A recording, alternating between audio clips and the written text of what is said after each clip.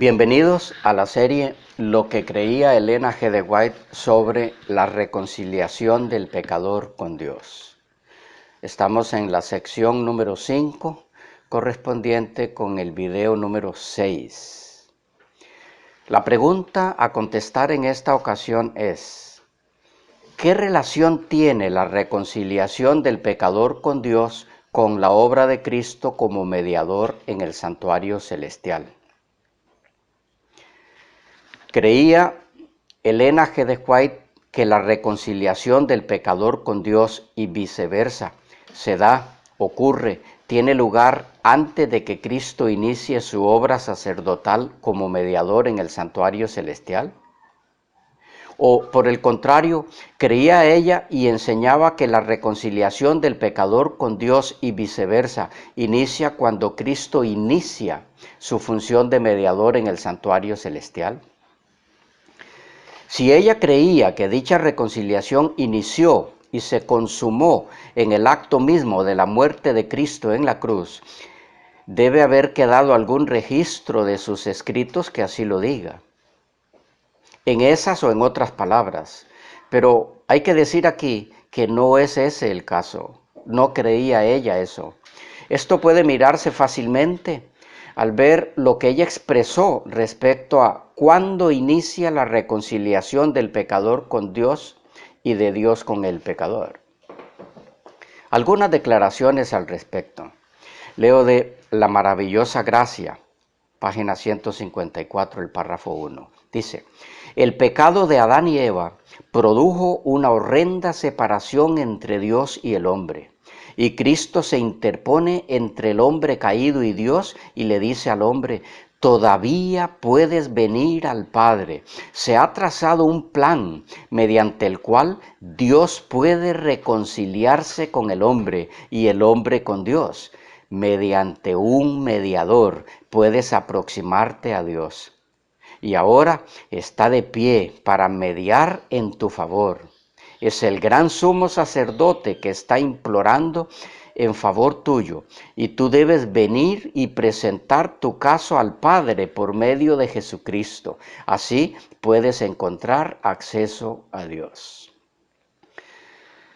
Estamos aquí ante una declaración muy rica en su contenido, pues está cargada de elementos que unánimemente apuntan hacia el hecho de que la reconciliación del pecador con Dios y viceversa es algo que tiene lugar a través de la mediación de Cristo en el santuario celestial. Entre los elementos que apuntan hacia eso tenemos los siguientes. Número 1, Dios puede reconciliarse con el pecador y el pecador con Dios mediante un mediador. 2, el hombre puede aproximarse a Dios mediante un mediador que está de pie para mediar en favor del pecador. 3, la función de reconciliar a Dios con el hombre y al hombre con Dios la hace Cristo como sumo sacerdote. 4.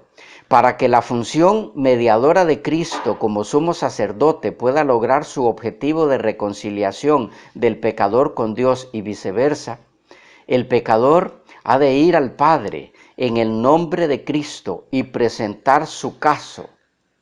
Si lo hace, encontrará acceso a Dios. Como puede verse claramente aquí, no solo requiere la mediación de Cristo en su función como sumo sacerdote, la reconciliación, sino que también requiere el consentimiento del pecador, que implica presentar su propio caso ante el Padre por medio del Hijo. Aquí no hay el más mínimo asomo de una reconciliación universal incondicional por el solo hecho de la muerte de Cristo.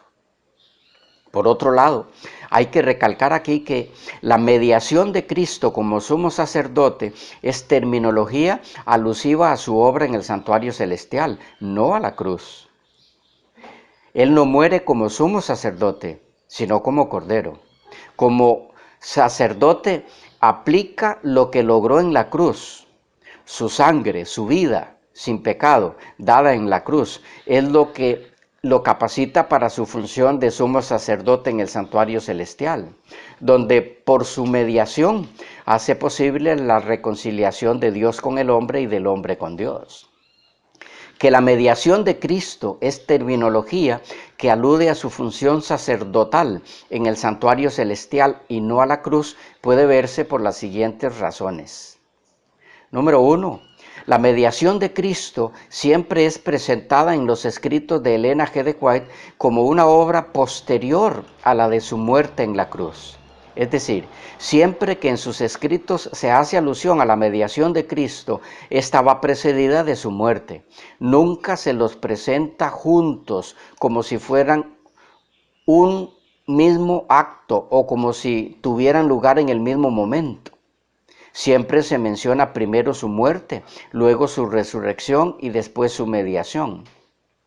De paso, su resurrección está entre ambos eventos.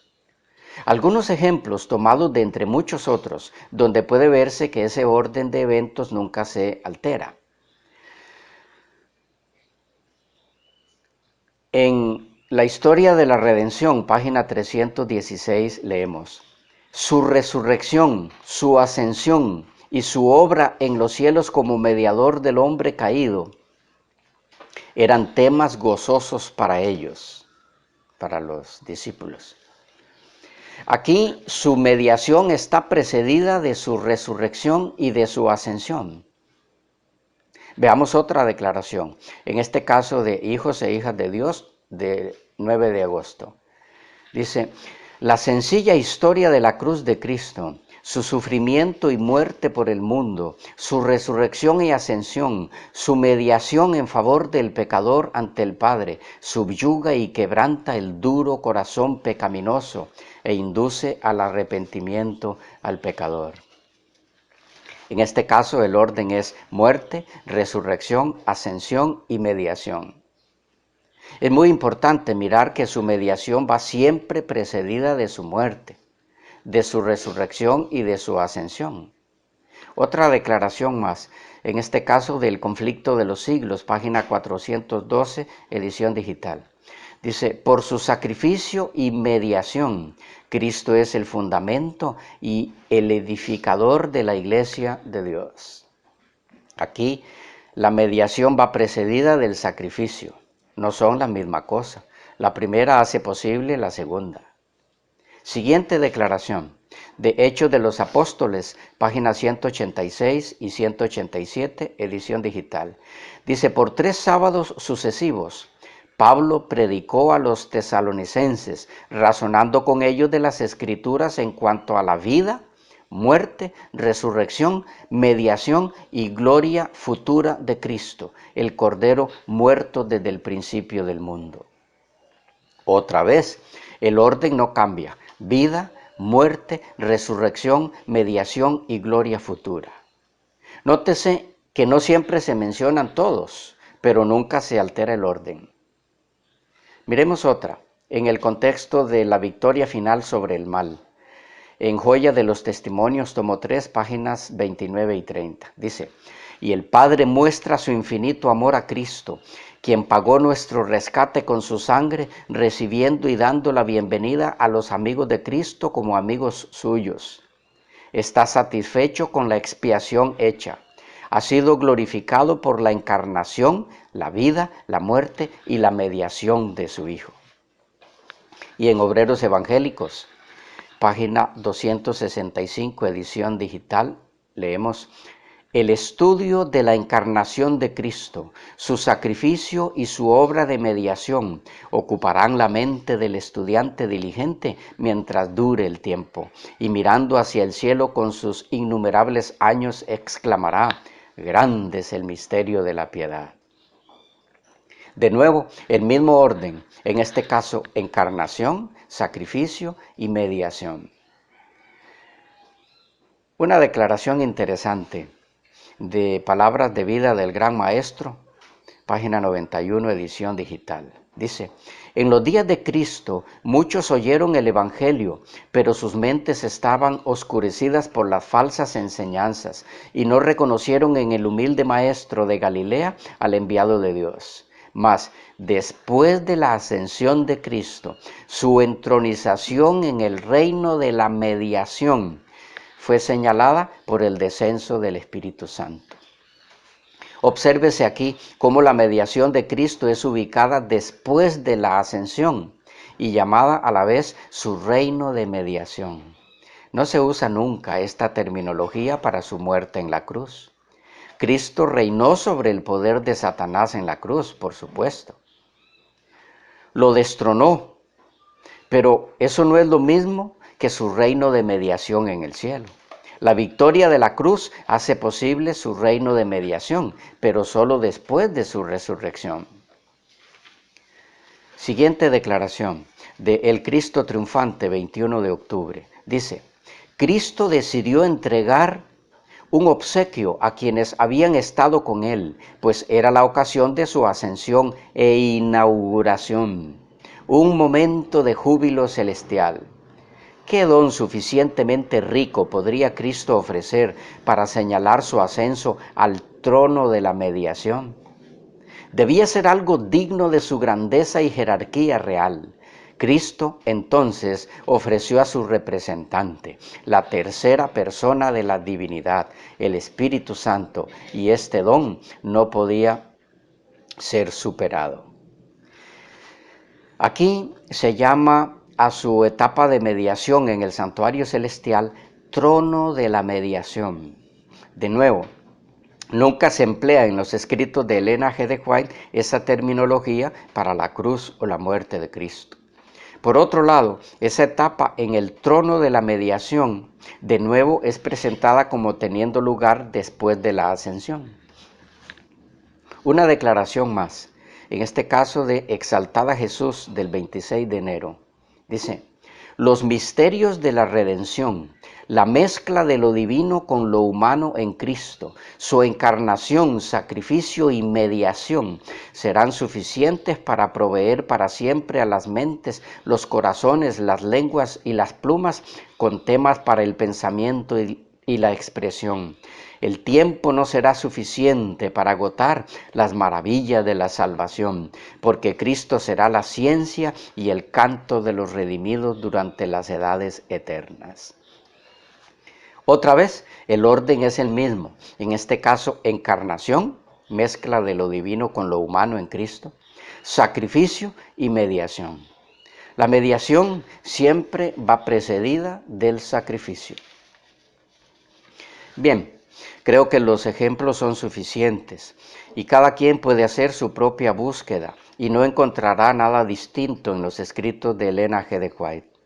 El orden de los eventos soteriológicos mencionados siempre será el mismo, y en este caso la mediación siempre está precedida por la ascensión, y esta por la resurrección, y esta por la muerte, y así sucesivamente. No puede ser de otra forma. El sentido común así lo indica y así lo exige. A nadie se le ocurriría hablar de la ascensión antes de la resurrección, o de la resurrección antes de la muerte, solo por dar dos ejemplos. Pueden darse varios más. Por otro lado, cada uno de esos eventos tiene su lugar en el tiempo y su propósito, aun cuando todos se complementan, porque uno hace posible que se dé el otro. ¿Significa entonces que Cristo no era mediador antes de su obra en el santuario celestial? No, no significa eso. Lo que hay que comprender aquí es que su obra como mediador en el plan divino de la salvación, en el pacto eterno de Dios, está determinada para un tiempo específico, que tiene un inicio y un final. Su función como mediador la realiza en calidad de sumo sacerdote, y esa función en el pacto eterno de Dios para la salvación del hombre estaba ya especificada para un periodo determinado, en el tiempo, que tiene lugar dentro del lapso que va desde la ascensión hasta poco antes de su segunda venida. Que su función como sumo sacerdote tiene un inicio y un final específico puede verse en las siguientes declaraciones. Veamos primero las que indican su inicio. Leo de Hechos de los Apóstoles, páginas 31 y 32. Dice, La ascensión de Cristo al cielo fue la señal de que sus seguidores iban a recibir la bendición prometida. Habían de esperarla antes de empezar a hacer su obra. Cuando Cristo entró por los portales celestiales, fue entronizado en medio de la adoración de los ángeles. Tan pronto como esta ceremonia hubo terminado, el Espíritu Santo descendió sobre los discípulos en abundantes raudales, y Cristo fue de veras glorificado con la misma gloria que había tenido con el Padre desde toda la eternidad. El derramamiento pentecostal era la comunicación del cielo de que el Redentor había iniciado su ministerio celestial. De acuerdo con su promesa, había enviado el Espíritu Santo del cielo a sus seguidores como prueba de que, como sacerdote y rey, había recibido toda autoridad en el cielo y en la tierra y era el ungido sobre su pueblo. Hay varias cosas aquí. Número 1, su función como sacerdote es después de la ascensión. 2, es allí cuando inicia su ministerio de mediación.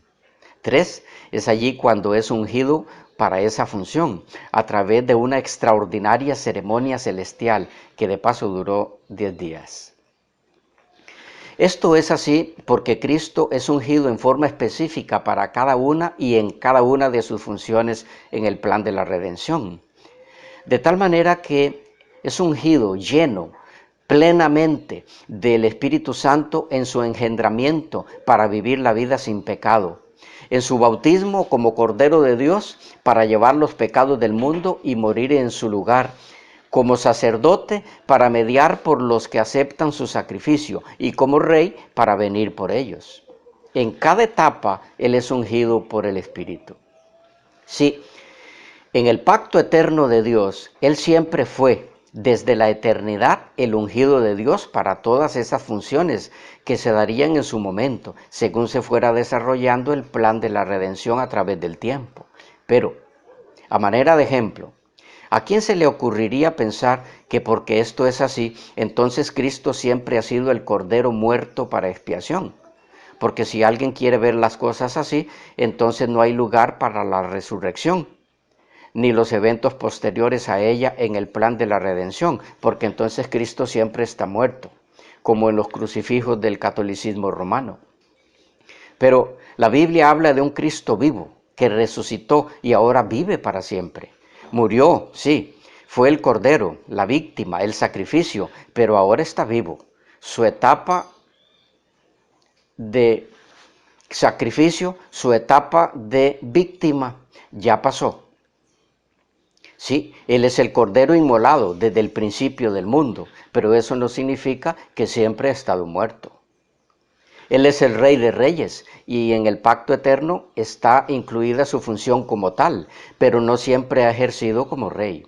Esa etapa la ejecutará después de terminada la de su mediación en el santuario celestial y tiene lugar a partir de su segunda venida. No siempre Él ha funcionado como Rey, y así por el estilo con todas sus etapas en el plan eterno de Dios. Cada función tiene su tiempo y su propósito, aunque Él sea todo a la vez. Una forma muy fácil de mirar esto es que por iniciar su función de Rey propiamente dicha, se acaba la de mediador, según Apocalipsis 22:11. Es así que en el pacto eterno, Él siempre ha sido el mediador entre Dios y los hombres, pero eso no es lo mismo que Él siempre va a mediar. No, definitivamente, su mediación concluye e inicia su reinado eterno. Por otro lado, cada una de esas etapas tiene una etapa previa que hace posible que se dé la siguiente. Así, no puede haber encarnación sin preexistencia. No puede haber muerte de Cristo sin su vida humana previa. No puede haber resurrección sin muerte previa, y así sucesivamente. Entonces, en un sentido, cada una de esas etapas, de esas funciones de Cristo, se basa en la anterior. Tiene su inicio en la anterior. Esto porque no podría darse sin esa etapa anterior. Es así que la encarnación inicia todo el proceso y cada etapa de allí en adelante es el inicio de la siguiente. Es la base, es la plataforma, es el fundamento de la siguiente etapa.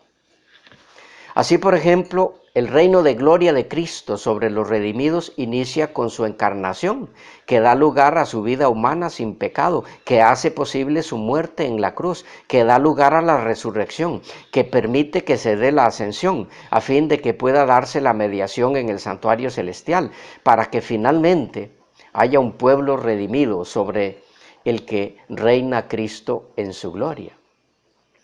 En un sentido, entonces, cada función de Cristo, cada etapa, tiene un inicio y un final específico. Pero en el plan general, a la vez, cada etapa anterior es un inicio, por así decirlo, de la que sigue, porque da lugar, permite que se dé. Ejemplo, la resurrección obviamente viene después de la muerte. Pero si no hay muerte, no hay lugar para la resurrección. En ese sentido, la muerte da inicio a la fase de la resurrección. De la misma forma, la mediación de Cristo depende de su sacrificio previo en la cruz. Por lo tanto, en un sentido, su sacrificio da inicio a su mediación, porque la hace posible, da lugar a que se dé. Es por eso que en algunas ocasiones se lee en los escritos de Ellen G. White que la mediación de Cristo había iniciado, aún antes de que él iniciara su función como mediador en el cielo. En esa línea tenemos, por ejemplo, la siguiente declaración en el contexto de antes de su ascensión. En El deseado de todas las gentes, página 758, edición rústica, de 1955. Dice, las palabras que pronunciara Cristo en la ladera de la montaña eran el anuncio de que su sacrificio en favor del hombre era definitivo y completo. Las condiciones de la expiación habían sido cumplidas. La obra para la cual había venido a este mundo se había realizado. Se dirigía al trono de Dios para ser honrado por los ángeles, principados y potestades. Había iniciado su obra de mediación. Revestido de autoridad ilimitada, dio su mandato a los discípulos. Id pues y haced discípulos entre todas las naciones, bautizándolos en el nombre del Padre y del Hijo y del Espíritu Santo, enseñándoles que guarden todas las cosas que os he mandado, y he aquí que estoy con vosotros siempre hasta la consumación del siglo. Como puede verse, aquí se dice que ya había iniciado su obra de mediación, pero aún no ha sido ungido como sumo sacerdote en el santuario celestial. ¿Significa entonces que su función sacerdotal ya la estaba ejecutando, ya la estaba ejerciendo, o que el camino para que ésta pudiera darse estaba abierto? ¿Se había abierto la puerta para su nueva función? Bueno, no es tan difícil discernir esto. Veamos. En primer lugar, la mediación de Cristo es ante el Padre, en su presencia. Pero en la declaración que hemos leído, Cristo aún no ha ascendido en forma definitiva al cielo. Aún no está en la presencia del Padre propiamente dicha. Él sigue todavía en la tierra. Y sí, es cierto, hay quienes piensan que en su divinidad Cristo podía estar ya ante el Padre y por lo tanto ya intercedía por el pecador. Pero quienes así piensan pasan por alto que una de las características básicas del mediador celestial es su doble naturaleza, divina humana. De tal modo que Cristo no intercede solo como divino, sino en su doble naturaleza. Y por lo tanto, para que la mediación se dé, su naturaleza humana también debe estar presente en el cielo. ¿Por qué entonces dice Ellen G. White que la mediación ya había iniciado? Uno, porque la fase anterior ya había concluido con total éxito, la resurrección. Dos, si la resurrección había tenido lugar, es porque la fase anterior, el sacrificio, había sido aceptado. La nueva etapa, después de la resurrección y la ascensión, la etapa de la mediación, ha iniciado. ¿En qué sentido inició? Ha recibido el visto bueno del Padre y Cristo ha venido otra vez a darle la buena noticia. Veamos cómo explica esto Ellen G. White, haciendo referencia a lo que ocurrió inmediatamente después de la resurrección de Cristo, después de encontrarse él con María. En El deseado de todas las gentes, página 734, edición rústica de 1955, leemos: Jesús se negó a recibir el homenaje de los suyos hasta tener la seguridad de que su sacrificio era aceptado por el Padre. Ascendió a los atrios celestiales y de Dios mismo oyó la seguridad de que su aceptación por los pecados de los hombres había sido amplia, de que por su sangre todos podían obtener vida eterna. El Padre ratificó el pacto hecho con Cristo de que recibiría a los hombres arrepentidos y obedientes y los amaría como a su Hijo. Cristo había de completar su obra y cumplir su promesa de hacer más precioso que el oro fino al varón y más que el oro de Ofir al hombre. En cielo y tierra toda potestad era dada al príncipe de la vida, y él volvía a sus seguidores en un mundo de pecado para darle su poder y gloria. De paso, de alguna importancia es recalcar aquí que la mediación de Cristo es en beneficio de los arrepentidos y obedientes. Lo mismo se lee en Cristo en su santuario, página 96 de la edición digital. Dice: la ministración del sumo sacerdote durante el año en el primer departamento del santuario dentro del velo que formaba la puerta y separaba el lugar santo del atrio exterior representa la obra de ministración que inició Cristo al ascender. La obra del sacerdote en el servicio diario consistía en presentar ante Dios la sangre de la ofrenda por el pecado y también el incienso que subía con las oraciones de Israel. Así es como Cristo ofrece su sangre ante el Padre en beneficio de los pecadores, y así es como presenta ante Él, además, junto con el precioso perfume de su propia justicia, las oraciones de los creyentes arrepentidos. Dos cosas hay aquí. Uno, Cristo inicia su ministración después de ascender. Dos, esa ministración como mediador es para beneficio de los creyentes y arrepentidos. Esto nos lleva de nuevo a nuestro tópico en estudio en esta sección. Los reconciliados lo son por la mediación de Cristo, y estos no son otros que los creyentes y arrepentidos de sus pecados. Dicho de otra forma, la obra de reconciliación de Dios con el pecador y del pecador con Dios la realiza nuestro Señor desde la perspectiva de su función como mediador, como sacerdote. Y siendo que su función como sacerdote se da en el contexto del santuario celestial, en el lugar santo y en el lugar santísimo, y que esa labor sacerdotal de Cristo en el cielo estaba tipificada en el tabernáculo terrenal, entonces la realidad celestial, la reconciliación real, prefigurada en la sombra del tabernáculo terrenal, funciona exactamente como lo hacía la sombra, el tipo. Y en el tipo solo eran reconciliados con Dios los pecadores que llevaban cordero al tabernáculo. Los que se negaron a relacionarse con el sacrificio representado en el cordero o en otros animales que de una u otra forma representaban a Cristo como el sacrificio por excelencia, no participaban de la reconciliación. Es más, en terminología bíblica eran cortados del pueblo. En otras palabras, si la reconciliación se da por la mediación de Cristo y esta a la vez tiene lugar en el santuario celestial por medio de la obra sacerdotal de Cristo, entonces los implicados en ella, en la reconciliación, son únicamente los que aceptan su mediación como sacerdote. Esta realidad deja de lado en su totalidad la idea de una reconciliación universal incondicional. Esto porque la mediación de Cristo es solo para los que acepten su sacrificio y tiene un inicio y un final. De paso, la pregunta aquí para los promotores y defensores de una reconciliación universal, incondicional y sin límite de tiempo es la siguiente. Si en la cruz todo pecador es reconciliado con Dios y Dios con el pecador, tomando en cuenta que la reconciliación, como hemos demostrado en la sección anterior, es sinónimo del nuevo nacimiento con todo lo que eso implica, ¿cuál es entonces la función de Cristo como sacerdote en el santuario celestial a partir de su ascensión? ¿Para qué necesita reconciliar a los que ya lo fueron en la cruz, sin que ni siquiera se dieran cuenta? Bajo esta perspectiva, ¿Qué función tiene la obra de Cristo como sumo sacerdote en el santuario celestial?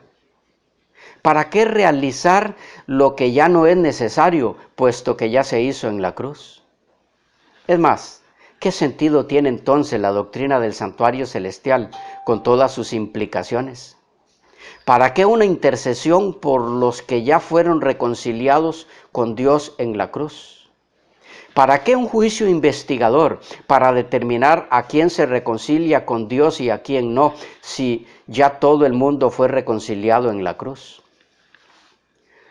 ¿Será que podremos discernir cuál es el propósito de fondo de la enseñanza de una reconciliación universal incondicional y sin límite de tiempo? El propósito es uno solo: echar por tierra la doctrina bíblica del santuario celestial. Que la enseñanza de una reconciliación universal, incondicional y sin límite de tiempo echa por tierra la doctrina del santuario celestial puede verse fácilmente en lo siguiente. Según los postulados de dicha reconciliación, esta es una realidad, un hecho para todo ser humano caído, no solo aún antes de que éste nazca en la tierra, sino que, siendo que lo único que se necesita para tal reconciliación es la muerte de Cristo, y que ésta ya ocurrió, entonces no hay límite de tiempo para la reconciliación del pecador con Dios y de Dios con el pecador. Por lo tanto, todo ser humano que exista ya está reconciliado con Dios, puesto que no se requiere consentimiento del pecador para ser reconciliado. Y en este particular hay otra pregunta a añadir a los defensores de tal enseñanza. La pregunta es la siguiente. Cuando se cumpla Apocalipsis 22:11, que dice: el que es injusto sea injusto todavía, y el que es inmundo sea inmundo todavía, y el que es justo practique la justicia todavía, y el que es santo santifíquese todavía. ¿Dónde quedan los reconciliados por una reconciliación universal incondicional y sin límite de tiempo, que no aceptaron nunca a Cristo? ¿En cuál de estos dos grupos? Desde el fin del tiempo de gracia hasta la segunda venida de Cristo propiamente dicha, ¿dónde y en qué categoría están los que han sido reconciliados con Dios sin su consentimiento? Otra forma de hacer la misma pregunta. Los reconciliados incondicionalmente, ¿dónde estarán cuando caigan las postreras plagas? Los perseguidores del pueblo de Dios durante el tiempo de angustia de Jacob, ¿están reconciliados con Dios? Si no lo están, ¿cuándo perdieron su estatus de reconciliados? ¿Los que resuciten después del milenio están reconciliados con Dios? Si aceptar a Cristo no es el requisito para ser reconciliado con Dios, ¿por qué el rechazarlo les quita a los perdidos el estatus de reconciliados? ¿O es que serán aniquilados los reconciliados? Bueno, he ahí algunas preguntas para entretener un rato a algunos, además de las ya presentadas en las secciones anteriores.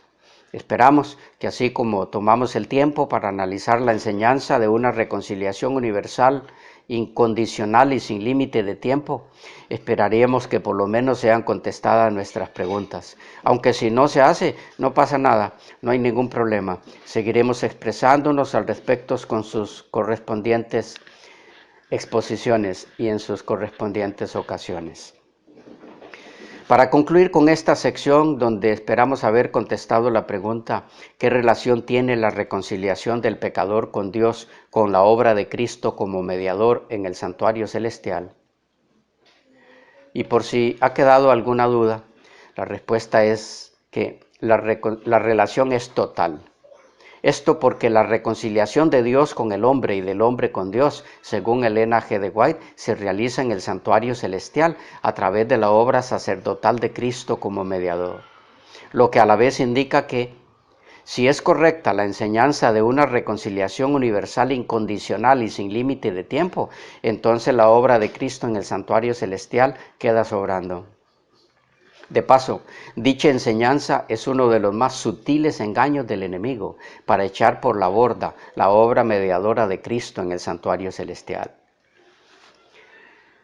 Dejamos con ustedes una última declaración entonces de Elena G. de White y que sirva a la vez de síntesis de todo lo expuesto en esta sección. Leo de Joya de los Testimonios, tomo 1, páginas 484 y 485. Dice: Cristo, con su propia justicia inmaculada, después de derramar su preciosa sangre, entra en el lugar santo a purificar el santuario, y allí la corriente carmesí inicia el servicio de reconciliación entre Dios y el hombre. Bendiciones y hasta la próxima, si Dios lo permite.